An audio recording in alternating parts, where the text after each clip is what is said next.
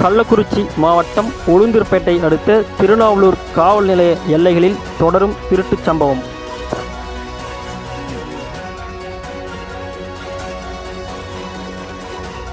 கள்ளக்குறிச்சி மாவட்டம் உளுந்தூர்பேட்டை அடுத்த திருநாவலூர் காவல் எல்லைக்குட்பட்ட பகுதிகளில் தொடர்ந்து திருட்டுச் சம்பவங்கள் அரங்கேறி வருகிறது. கடந்த ஒரு வாரத்திற்கு முன்பு பரிக்கல் கிராமத்தில் அடுத்தடுத்த 3 வீடுகளில் திருட்டுச் சம்பவங்கள் நடைபெற்றது.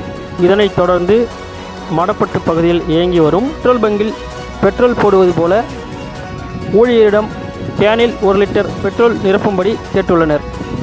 ஊழியர் நிரப்பும் பொழுது திடீரென அவர் கையில் இருந்த பணப்பையை பிடுங்கிக் கொண்டு வாகனத்தை வேகமாக ஓட்டியுள்ளனர்.